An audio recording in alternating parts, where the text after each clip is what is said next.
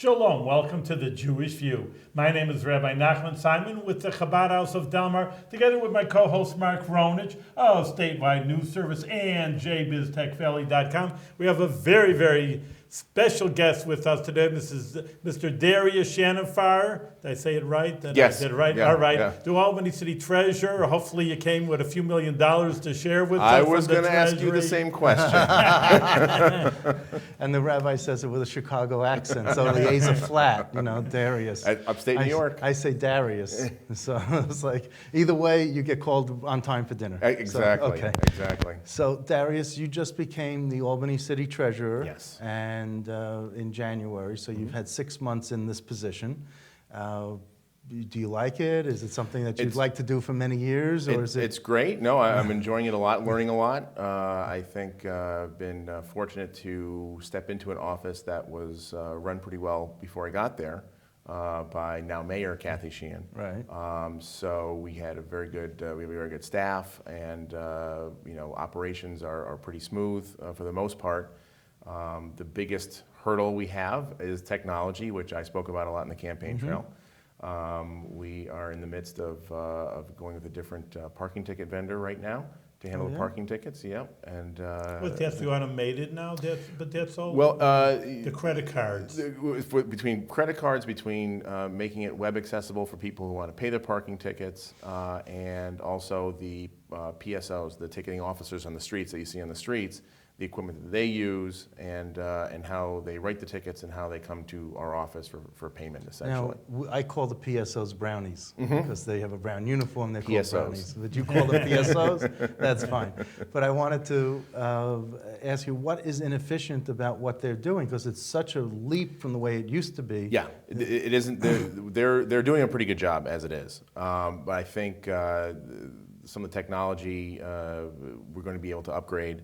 And also going to have more real-time contact with the officers on the street, and also in their ticketing, so that when they write a ticket or when a ticket is paid, it immediately will go to online, essentially. Don't rush. It's not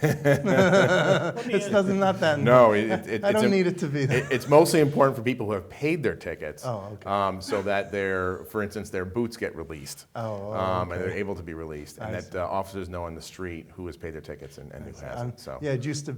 I remember a story back in late '70s when I first got here.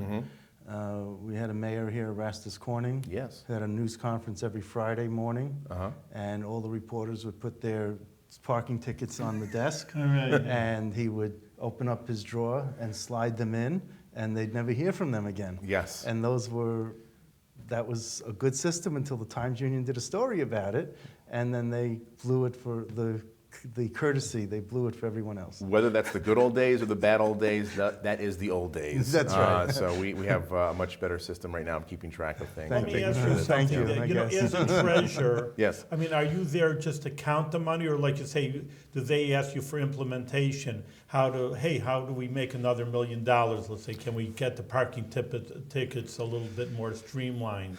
More the former than the latter. My office does have purview over the parking tickets, but outside of that, as far as revenue generation, our office is really not that involved in it per se. With the taxes and all that. Yeah, what we are, in other towns and other localities, often the position is called the receiver of taxes. You're responsible for taking in the money, the revenue for the city, accounting for it, and then expending it as appropriated by city budget, not much different than what the state does. But there is not a heck of a lot of discretion in those duties. It's basically set by law, and you just have to make sure that the office is run in an efficient and proper manner so that mistakes aren't made. Now, you said in an efficient manner, not inefficient manner. No, right? in an efficient manner. Okay, I want to make sure that wording is there. Yes, yes. You also said on your website that you oversee a $170 million of taxpayer dollars. Yes, that is the revenue that we take in. 170 million. It's about 170 million. Technically, it's actually more because we take in revenue for other entities during the year. For instance, county taxes. Okay.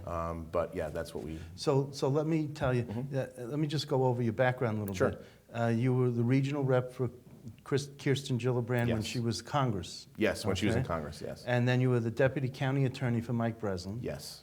And so you like the politics that's sort of in your blood. You like to work, you Less politics than government, I think. Okay, government's in your blood? It's more government. It's more Okay. making government work and making it work efficiently and well and in a way that brings value to the taxpayers. Mm-hmm. And then you were a graduate of Bates College? Yes. Was there a Yes. hotel there? No, there was not a hotel there. Bates There Hotel. were several hotels there, but No Bates Hotel. just to let you know, Okay. Mark, you're not the first to come up with that Oh, joke. okay. Well, I tried. Where is that located? It's in Lewiston, Maine, actually, about 35 Maine. miles from Portland.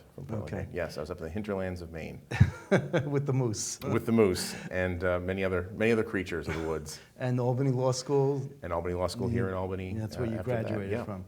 Now, politics is a sport, Yes. but you also like sports because you're on the National Little League.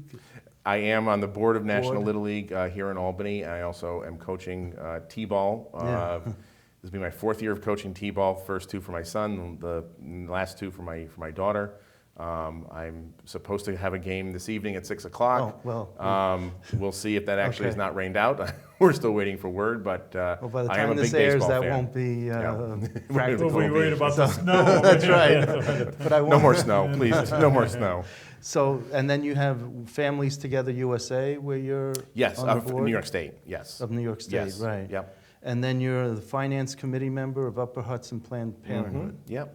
Yep. Okay. I'm on the Upper Hudson Planned Parenthood, Families Together. I was on St. Anne's as well Okay. until last year. So. That's why I didn't mention it, Yeah. because you're not there anymore. Right. Okay. So you said on your website you want to modernize city government. Yes, The whole city government? as much as we can. Okay. In conjunction with the mayor, I hope. Of course. Okay. You're not going to do this yourself. No, but the purview that I have in the treasurer's office is really the accounting systems. Uh-huh. And since so much of other city operations feeds into that, Mm-hmm. at least on the financial side, modernizing those systems is really what we have been trying to do what we wanted to do for a long time in the city. Right. And what we are on the cusp of doing right now. But and the mayor, when she was in your position, couldn't get it done in 4 years. No, so- it's a mayoral purview, essentially. We have to get the funding for it, number Right. one. But it's also, because it touches and reaches everything else in the city, Mm-hmm. it doesn't do any good for the treasurer to say we're going to this system if the mayor doesn't agree. Right, and that's what was the case when Mayor Sheehan was treasurer? Perhaps. Perhaps, okay, and then Jerry Jennings was mayor. We talked about increasing efficiencies, Yes.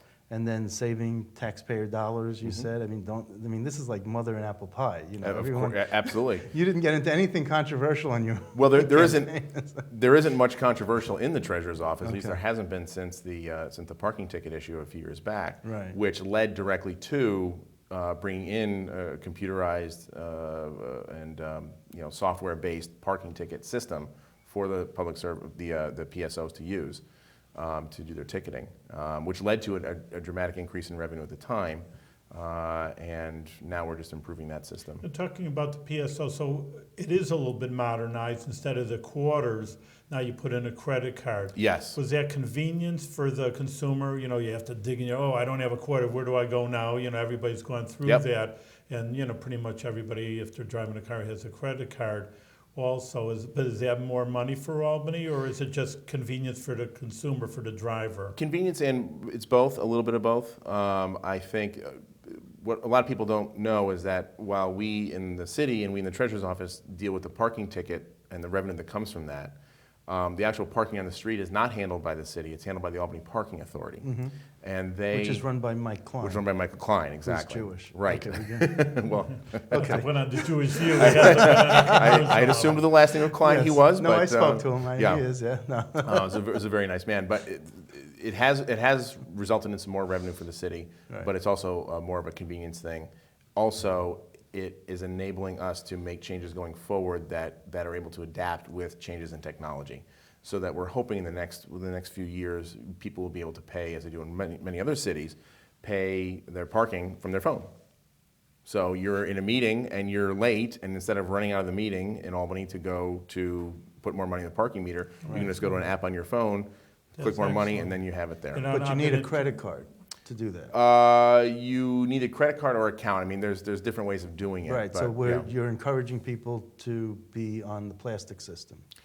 I don't know if that's what's encouraging people to be on the plastic system, I guess, but. Because I don't own a credit card. Right. I don't want to be on the Smart that flip. way. I don't want to go into that But debt. no, it is a really big convenience. You know how many times I've been in meetings when Yes. I got to go out, get my secretary. You know, Yeah. what a headache. You know, just pay and get quarters out in the olden days, or Right. run it out. So I still have a bunch of quarters in my car right there ready to Well, take I out. like the system, the way it is with, you put a piece of paper in your window from Yes. the meter, and then you know what time you need to be out there. Yes. in order to avoid the ticket. Mm-hmm.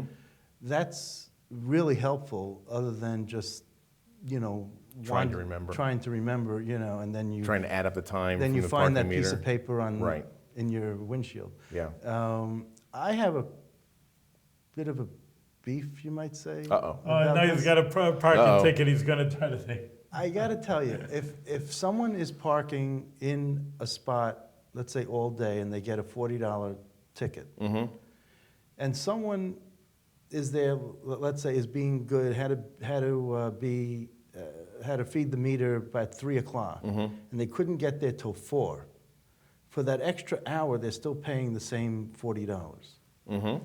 Then someone who's been there all day and decided, oh, okay, I know I got the ticket already. All right, I'll just leave the car and Pay $40 to I'll park pay all day as $40 opposed to to park all day, $40 to as park opposed for to an the hour. 1 hour that you were over. Mm-hmm. What's with that? Can you do anything to? I can certainly accom- bring it up with the police. I actually, and this is even more convoluted, our office doesn't actually oversee the PSOs in their duties. We just deal with the tickets after they write them and send them to Right. us. They're overseen by the police department, and they're actually paid for by the Albany Parking Authority to make it even more convoluted. Well, this but- should be an efficiency of Yes. government where you don't need 3 different agencies to deal with this. So that you could It work on it that could also. be. It could be. For an efficiency standpoint, you could work on that too. Yeah, well, I think Michael and I have been having many conversations over the last few weeks and months on better ways to do this. So Okay. you know. And with You know, and with- Chief Krokoff, maybe? Or? Yes, I mean they will obviously be part of the Okay. of the solution as well. But How much money is actually brought in, part of the budget for you're talking about money, in Right. in the For actual parking tickets? bottom line, yeah. right now it's about $3.6 million a year, which was up from about 2.6 before we implemented the computerized system.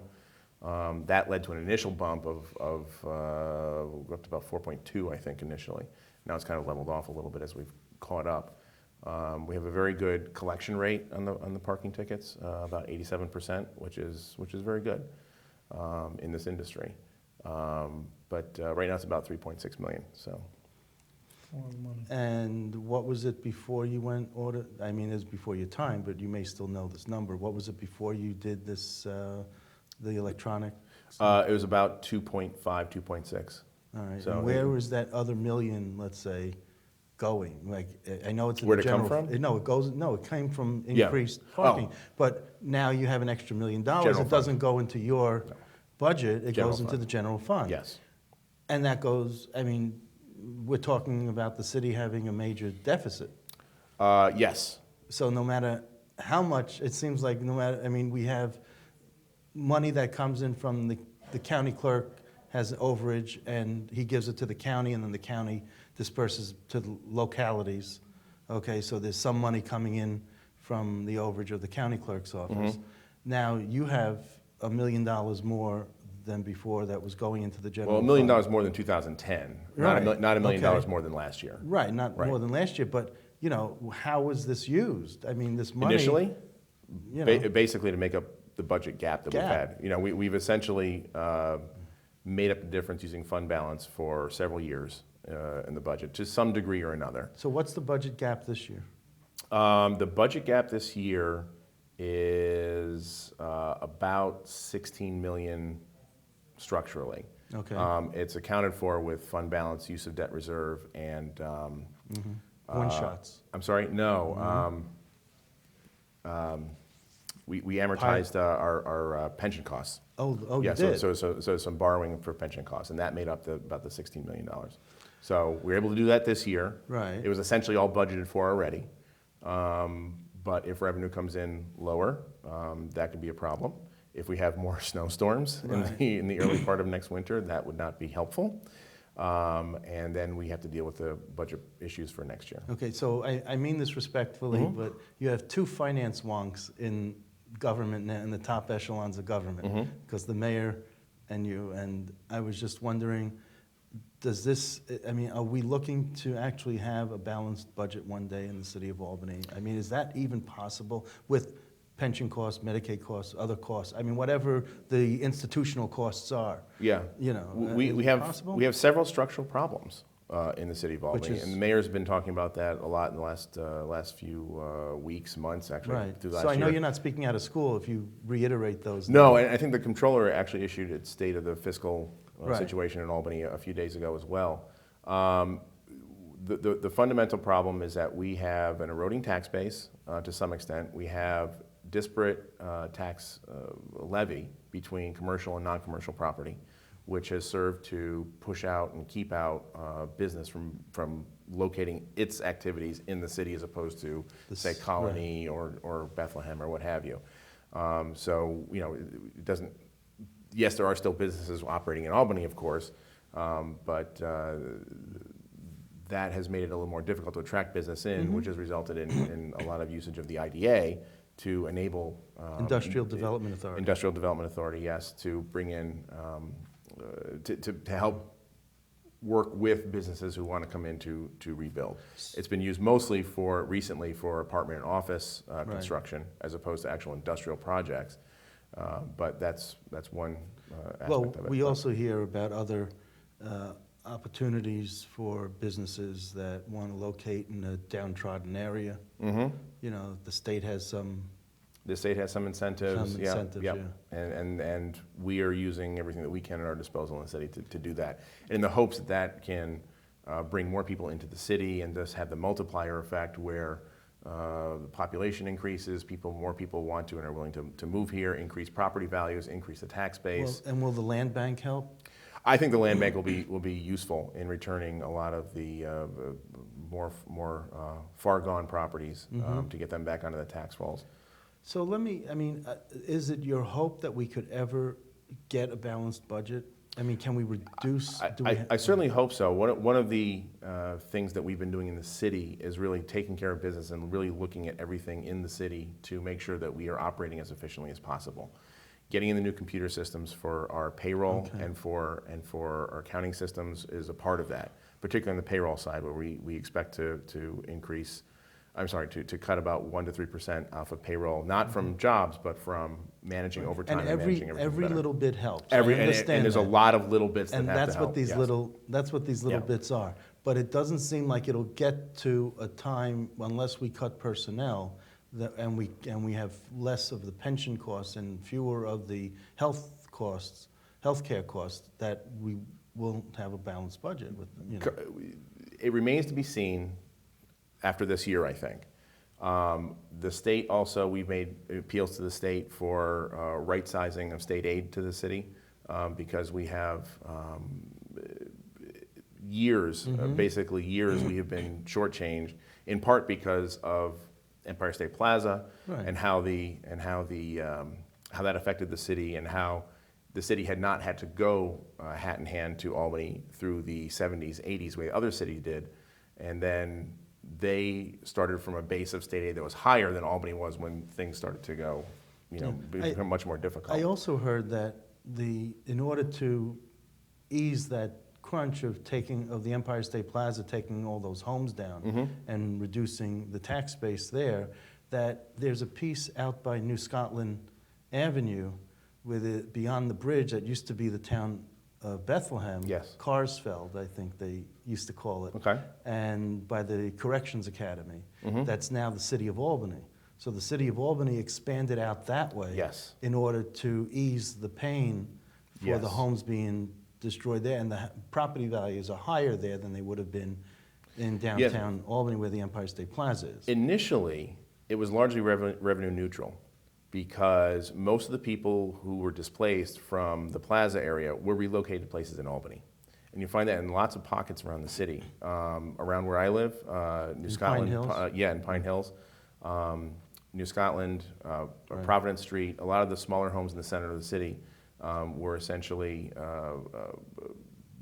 placing people who had lived in the apartments in the brownstones downtown, but also out in that area of the city, and also other areas of the city as well, including far out off on the panhandle of Albany. That's right. Out by Crossgates Mall was another area where many people were relocated. Because it was largely revenue neutral at the time, there wasn't a great effect. But as the 60s, 70s, and 80s wore on, and Albany emptied out and people went to the suburbs, then the real effect of the plaza on our property tax base really started to become more and more apparent, as essentially the homes in the area here started to lose value because people didn't live in them anymore, and people moved out of the city, it erodes the tax base, and things become much more difficult. Well, So- plus we have a larger police force than we did in the 60s, 70s. We have a larger fire department. We have more fire trucks, more expensive Yep. equipment. I mean, And we also, and that for all those services that we have at the city go to service a city that almost every weekday increases by 80,000 people. Where, 40, 50 years ago, the people who worked for the state in the city Lived of here. Albany lived here. Now, you know what, I got to tell you, what I noticed, and I told this to other public officials on the program, is that the housing stock in the city really stinks. It's old It's and getting old. older. And, it was built in a bygone era where you have these beautiful homes in a one-car garage. We don't live with a one-car family anymore. We have a two, maybe three-car family, but at least a two. And there are no two-car garages. And that's a big, believe it or not, I understand completely. I think Yeah. that is a real impediment for people who do want to live in Albany, especially those who come to the area to, for instance, nanoscale, Right. or to the hospitals to work. The burgeoning industries that we do have here, and they are burgeoning. Burgeoning, yeah. Albany is oftentimes not on the radar screen for them as a choice of a place to live for a whole host of reasons, and it's unfortunate. It's starting to change a little bit as younger people move in and want to live in more city and urban environment. And there's a lot of amenities in Albany that draw people to want to live here, including the schools. They quote unquote settle for a home that's not quite what they want. The rooms are smaller. They don't have walk-in closets. They don't have.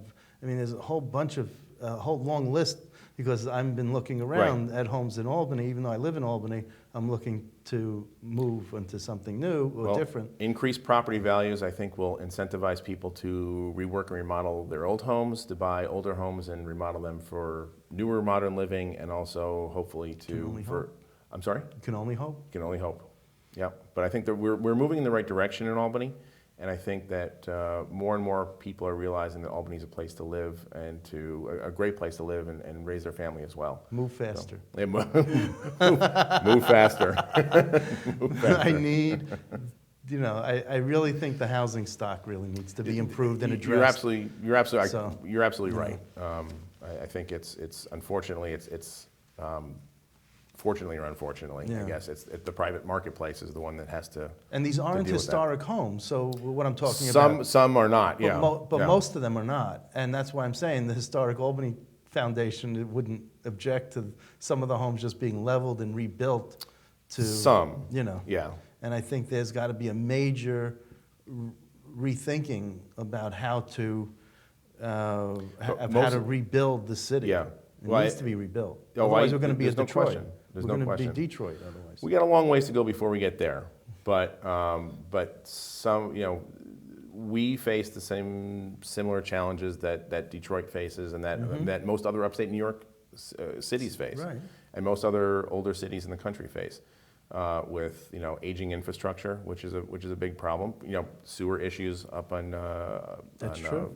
Western Ave, and those are issues that we have to deal with, and they're expensive. And if we're going to be the capital city of the state of New York, we need to make sure we have partnerships from all our friends in New York State, That's right. New York State government, and federally as well. I know, my driveway, there's a pipe underneath my driveway that burst. And I came home sorry. one night at like midnight or 1, there was a lake in front of my house. The water authority, they came. Yep. They put up lights, big lights, and they they hammered away and they fixed it in the wee hours of the morning, and then they came and they paved it and they put it back the way it was. But you know, it still was a little daunting, you know, to think that all that. Not the thing you want to see when you come home, that's for sure. But it's good to know we have some dedicated city employees out there to do that at that time of the day to take care of business. And the garbage pickup. I don't know. Do you get any complaints about the garbage pickup? I'm not really in a position to receive a lot of complaints about it. What we do is some of the complaints we receive are when people are ticketed for garbage for one reason or another. Oh yeah. Those are when I receive snow complaints. removal. Snow removal Lack is of snow removal on sidewalks. Yep. Okay, so in the few remaining minutes, I wanted to talk about you personally a little bit, because the audience should get to know you as a public official. You know, your wife is the county legislator, Noelle Kinch. Wonderful lady. Well, thank you very much. I think so too. You have a two-income government family. We do, yes. Yeah, we do now. Yeah. So you do now. Yeah. I'd like to also, to personally, your name is not your John Smith. Explain with your background. No, my father's from Iran. Actually came off the boat in 1959, and I joked that my mom was from a different country. She's from Brooklyn, but she's mostly of German background, but you know, fourth generation or so. So you have Jewish View over here. We're on the Jewish View. Any Jewish connection in your family? Well, my mother did marry a fine Jewish man, Robert Salzman, who for years was the director of legal aid in central New York. So she's second marriage with? Yes. Okay. Yep. And so the only grandparents I really knew were my stepfather's grandparents, Irving and Ethel Salzman. And you haven't lived till you had Jewish grandparents, I think. And you've celebrated the Jewish holidays? Oh yes, Passover and Hanukkah. And I was quite happy as a child to discover that Hanukkah was 8 days of gifts as opposed to the one day we got at Christmas. Yeah, that's right. It's just interesting because I know Iranian Jews, and like Darius is a very... Like he was a king. He was a king. Yes. That I know from the Book of Esther. Yes. That's yes. how I know my history. King Darius of ancient Persia, ruler of the first great empire, I think, on the planet. And your last name's like Shah, so it's the Shah. Not the Shah per se, but the word means king, eagle. That's the derivation of it. Well, if I see you in City Hall with a crown on, I'll know it went to your head. The king went to your head. No, you won't see that happening anytime soon. But what part of Iran was your father from? Mashhad, which is the northeastern corner. It's the second largest city in Iran. Is your father still alive? Or? Yes, yes. So how old is he? He is, what year is this? 2014. 81. 81? Thank you. Yes. Okay. Yeah. Well, he should. They say may you live to be 120. So. Yes. Well, in my family, they live long. So how old are you? I am 47 now. 47. Yes. Okay. So you have a lot of years ahead of you. We can hope. Okay. Now you ran for Congress also. I did. Yes. Okay. Is there anything, looking back? Is there anything? Now we know Paul Tonko doesn't have to be given any advice, but is there anything that you would give a congressional candidate, knowing what you know when you went through that campaign? People ask me some version of that question in the past, and it's a little bit difficult to answer because all congressional races are really, they can't be taken as a whole. They're really individualistic. Raising money is vital. Okay. That's one of the downsides really of engaging in politics these days. And running a congressional race takes a lot of money, particularly the larger the geographic area, as I think the 20th. Congressman Gibson, I think it's the 19th now, but Congresswoman or Senator Gillibrand's former district. I think you have to be yourself. I think you have to have people around you who are local and who know the local landscape. I think you also have to have advice from the Washington crowd, which will invariably come in to talk about the campaign, particularly once a primary is over. I think that you have to really define yourself, and not just through what the consultants will give you. Define yourself for what it is and who you are and why you're doing this. And I got some great advice, not personally, but on a broader scale, when President Obama's speechwriters and campaign team came here, and they said, you know, if you're running for office, it ought to be about doing something and not being something. Okay. So I think that's the way any candidate should really approach it. Well, thank you for that. I appreciate Thank it. you, Darius. My pleasure. Thank you for being on the Jewish My View, pleasure. but My pleasure. Thank we you. want to wish you, I always give a blessing to you that you should continue with good years, Thank you. healthy years, and good service to the community, and should grow and be helpful for everyone. Thank you. And to Absolutely. you. Okay, All right. Darius, thank you. Thank you.